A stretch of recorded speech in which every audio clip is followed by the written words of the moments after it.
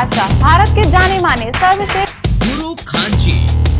मिलेगा हर समस्या का समाधान गारंटी के साथ। मेरी बेटी की शादी के लिए बहुत से रिश्ते आते थे, पर कोई न कोई अड़चन पड़ जाती थी। इसी वजह से मेरा पूरा परिवार बहुत परेशान था। बाबा जी की दुआओं से आज मेरी बेटी एक बड़े घर की बहू बनी। भटको चाहे जहाँ, काम होगा सिर्फ यहाँ। गृह कलेश, कर्ज मुक्ति, प्रेम विवाह, जादू टोना, पति पत्नी में अनबन, सौतन या दुश्मन से छुटकारा, विदेश यात्रा में रुकावट, फिल्मों में प्रवेश और कोर्ट कचहरी जैसी समस्याओं का समाधान। सभी समस्याओं का समाधान गुरु खान जी। अभी कॉल करें 9821707996। सिवान में स्वर्ण व्यवसायी से लूट मामले में एसपी अभिनव कुमार ने आज प्रेस कॉन्फ्रेंस किया। एसपी ने प्रेस कॉन्फ्रेंस में बताया कि लूट किए गए 5 किलो सोना, 7 पिस्टल, 35 कारतूस, 2 मोबाइल, लूट के समय उपयोग किए गए 1 बाइक के साथ 4 अपराधियों को गिरफ्तार किया गया है। गिरफ्तार अपराधियों की पहचान मुसफिल थाना क्षेत्र के भादक खुर्द निवासी ओम प्रकाश शाह के पुत्र सोनू शाह, हुसैनगंज थाना क्षेत्र के सिधवल निवासी नरेश यादव के पुत्र कन्हैया यादव, गोपालगंज जिला के उचका गांव थाना क्षेत्र के भगवान टोला निवासी ललन चौधरी के पुत्र मनीष कुमार और उत्तर प्रदेश देवरिया जिला स्थित बनकटा थाना क्षेत्र के जनजिगरा गांव निवासी अखिलेश सिंह के पुत्र ज्ञानेंद्र प्रताप उर्फ अंकित सिंह के रूप में हुई है। बताया जाता है कि कसेरा टोली में स्वर्ण व्यवसायी से गोली मार लूट के बाद सिवान एसपी अभिनव कुमार ने एसआई टीम प्रभारी उपेंद्र सिंह, नगर थाना इंस्पेक्टर जयप्रकाश पंडित, शराय ओपी थाना प्रभारी तनवीर आलम और जीरादेई थाना प्रभारी कैप्टन शहनवाज के नेतृत्व में टीम का गठन किया गया। बता दें कि सोमवार की देर शाम नगर थाना क्षेत्र के कसेरा टोली में स्थित अर्चना ज्वेलर्स में करीब 8 की संख्या में अपराधी घुस गए और ज्वेलर्स की दुकान में लूटपाट करने लग गए। ज्वेलर्स की दुकान से सारा सामान लूटने के बाद ज्वेलर्स के संचालक सुभाष प्रसाद के पैर में गोली मार दी और आसानी से फरार हो गए। वहीं घायल सुभाष प्रसाद का इलाज सिवान सदर अस्पताल में चल रहा था, जिसके बाद लोगों में आक्रोश था। सिवान एसपी अभिनव कुमार भी घटनास्थल पर पहुंचे और अपराधियों की गिरफ्तारी के लिए एक टीम का गठन किया। 20 तारीख को जो आप लोगों को पता है कि टाउन थाना क्षेत्र में अर्चना ज्वेलर्स शॉप में जो शाम को डकैती हुआ था, जिसमें कि कई अपराधकर्मी आके और लूट भी किया था। उसके जो शॉप के जो मालिक हैं, ऑनर है, उनको गोली भी मारी गई थी। तो इस संदर्भ में जो पुलिस ने त्वरित कार्रवाई करते सारे घटनास्थल का मुआयना किया और जो भी तकनीकी उसमें ये थे साक्ष्य, सीसीटीवी कैमरा यान, उसके बाद टीम का हम लोगों ने गठन किया। टीम का नेतृत्व एसडीपीओ सदर कर रहे थे विक्रम पांडे और विभिन्न थानों के एसएचओ उसमें टीम थे। एक एसआईटी की टीम भी जो हमारी थी उसमें थी। तो हम लोगों ने इस घटना का उद्भेदन किया है। ये घटना कारित करने वाले 5 लोगों की गिरफ्तारी हुई है, जिसमें कि 4 अभी हम लोग आपके सामने रखे थे। एक जो अभियुक्त था जो इस घटना में शामिल था, वो एक दिन पहले गुठनी में आर्म्स और लिकर के साथ पकड़ा गया था, तो उसके लिए गुठनी में अलग से केस है। तो 4 अपराधियों का जो नाम मैं आपको बता रहा हूँ, एक सोनू शाह है जो कि मुफस्सिल का रहने वाला है, मनीष जो है वो रहने वाला गोपालगंज का है, और एक कन्हैया यादव है जिनके घर पे था वो मनीष यादव, जिसके यहाँ से मेजर रिकवरी हुई है। इस घटना का में और लोग जो शामिल थे वो ज्ञानेंद्र प्रताप उर्फ अंकित सिंह जो कि यूपी के बनकट्टा का रहने वाला है, वहाँ का हिस्ट्री सीटर है, और एक जो आपको बताया कि गुटनी में जो पकड़ा गया वो इस घटना में शामिल था, गोविंद राम। तो ये अभी तक हम लोग का इस घटना से संबंधित 5 लोगों की गिरफ्तारी है। 4 यहाँ पे गिरफ्तारी हुई, एक गुटनी में हुई और जिसकी संलिप्तता है। बाकी जो अभियुक्त हैं उनकी गिरफ्तारी के लिए हम लोग प्रयास कर रहे हैं। इस घटना में जो एफआईआर में 8 से 9 किलोग्राम सोना की बात कही गई थी और 7 से 8 किलोग्राम चांदी के आभूषण बताया गया था। इसमें जो हम लोग का अभी तक रिकवरी है वो 5 केजी और 105 ग्राम के आसपास में है, और भी हम लोग इस पर कार्रवाई कर रहे हैं। इसमें 7 देसी पिस्टल हम लोग को बरामद हुआ है। घटना में प्रयुक्त 2 मोबाइल भी हम लोग ने सीज किया है और एक बाइक भी सीज किया है। इस घटना में जो हम लोगों ने देखा था उसमें कि कुर्ता पहन के कुछ अपराधकर्मी आए थे, उससे संबंधित एक कुर्ता भी हम लोगों ने इसमें जब्त किया है। तो हम लोग अभी बाकी इन्वेस्टिगेशन कर रहे हैं और बाकी के जो अभियुक्त हैं उसकी गिरफ्तारी के लिए हम लोग प्रयास कर रहे हैं। उसमें 35 राउंड्स भी था।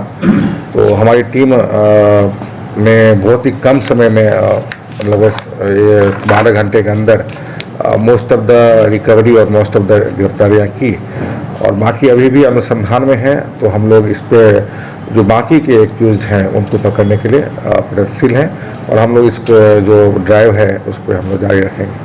सर इन लोगों की पहचान कैसे है?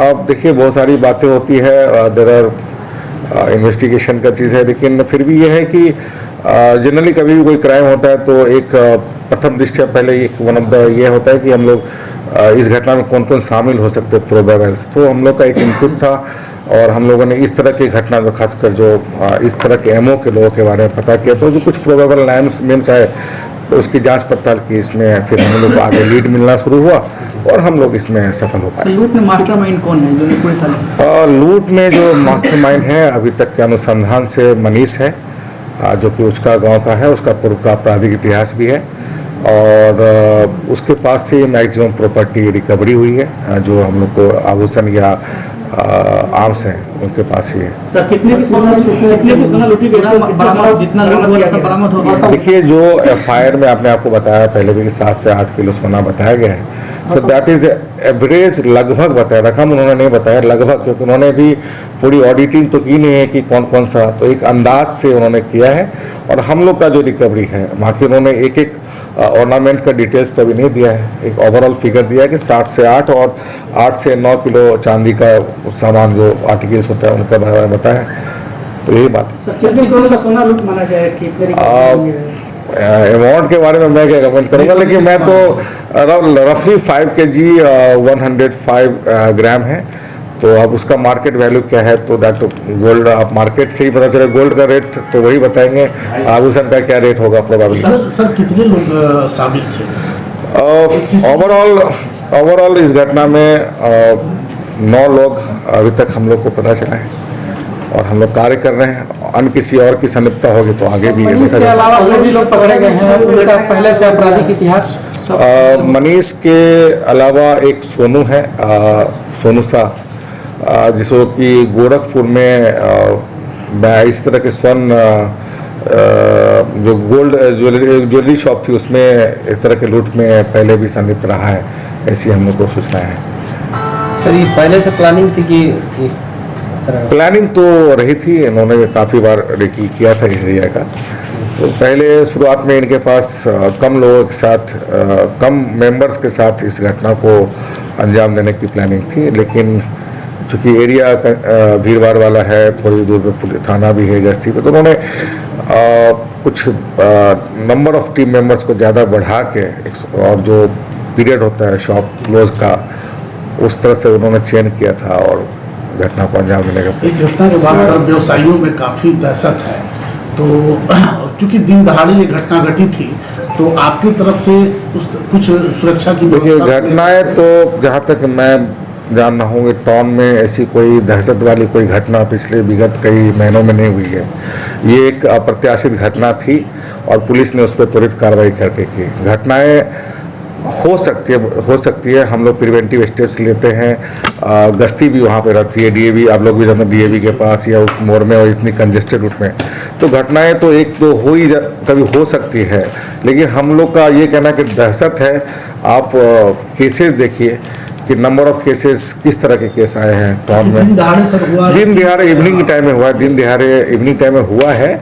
घटना तो हुआ तो वो तो जस्ट के बगल में जो घटना, कोई भी घटना अगर होती है तो हम लोग के लिए चैलेंज होता है और हम लोग पूरा प्रयास करते हैं कि घटना नहीं होना चाहिए। ये तो एक प्रयास तो होता ही है, लेकिन अगर घटना घट जाती है तो बहुत सारे फैक्टर्स होते हैं। अगर मान लिया जाए किसी ने ठान ही लिया कि कोई घटना किया है तो वो अगर इंटेलिजेंस नहीं मिला या उन्होंने कर लिया तो प्रयास हम लोग का रहता है कि उसको हम लोग डिटेक्ट कर लें और इसमें हम लोग डिटेक्ट किया। अगर आप दहशत वाली ऐसी बात तो नहीं है। सर पिस्टल के अलावा कोई आधुनिक हथियार भी सर सीसीटीवी में कुछ दिख रहा था, कुछ आधुनिक हथियार नहीं, एक आधुनिक वो एक कार्बाइन की तरह एक दिख रहा था, दैट वाज अ देसी मेड, और थंडरेट कुछ बोलते हैं उसको, देसी कार्बाइन भी कुछ लोग बोलते हैं, तो वो अभी इसमें रिकवरी नहीं हुआ है, उसमें हम लोग कर रहे हैं प्रयास। बाकी अभी तो इसमें अंतर्राज्यीय गिरोह है, क्योंकि शामिल है आपको अंतर्राज्यीय गिरोह मैंने बाहर के भी क्रिमिनल हैं, इसमें तो कोई डाउट नहीं। मनीष सर, एक और गिरफ्तारी गोविंद कुमार राम की दी हुई है इस मामले में, गिरफ्तार वो इस घटना में शामिल था, और वो घटना खरीद करने के बाद गुटनी में लीकर लेके भाग रहा था, उसके पास से आर्म्स भी और लीकर भी बरामद हुआ, तो वो गुटनी के केस में उसको गिरफ्तार हुआ था। अग्रतर अनुसंधान में हम लोगों ने इसको कंफर्म किया, he was involve in this case. इसमें 5 लोगों की गिरफ्तारी कर रहे हैं, 5 कहलाएगी, लेकिन इस केस में नहीं है। टोटल आपको मैंने बताया कि इस घटना से संबंधित 5 लोगों की गिरफ्तारी हुई है, 4 यहाँ हुई है, 1 गुटनी में हुई है। उसी दिन बताया सर आपके साथ? हाँ, उसके अगले दिन में घटना के बाद अपना भाग रहा होगा, वो अपना भाग एस्केप में, तो वो लकीली उस पकड़ा गया। तो बाद में जो हम लोग को जो बाकी लूटते हैं, आखिर पुलिस कर क्या रही थी इसमें? देखिए, घटना हुई है, इसका तो हम लोग को भी अफसोस होता है कि इस तरह की घटना अप्रत्याशित है, होनी नहीं चाहिए। लेकिन अगर यहाँ तक बात है गश्ती की, तो गश्ती टाउन में जो भी गश्ती, अभी तो हम लोगों ने एडिशनल गाड़ियाँ भी दी हैं, और जो नियर बाय वो जो घटना है, वो मेन शॉप पे बहुत सारे ऑनलुकर्स भी थे, घटना की सूचना हम लोग को मिली नहीं, और आगे गश्ती था, तो जो वहाँ पे इतनी संकीर्ण गलियाँ हैं, किस गली से भागे तुरंत से, उसमें बहुत सारे लोगों की भीड़ थी। मैं उसको डिफेंड नहीं कर रहा हूँ, लेकिन मैं ये कह रहा हूँ कि गश्तियाँ तो रहती है, but at one point of time गश्ती तो कहीं एक ही जगह रहेगी ना।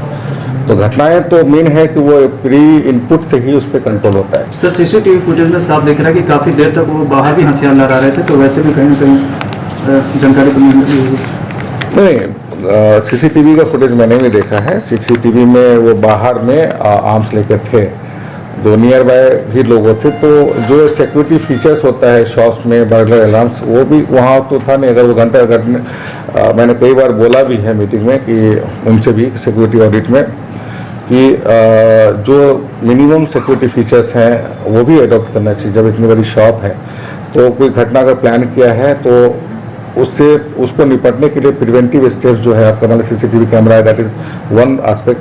देन दूसरा है कि आपके पास बर्गलर अलार्म जो होता है वो अलार्म रखना चाहिए। और घटना जो वहाँ पे इतनी कंजेस्टेड भीड़ थी, वो हथियार तो लहरा रहा था, लेकिन ऑन लुकर्स में किसी ने भी सूचना देने की प्रयास नहीं किया।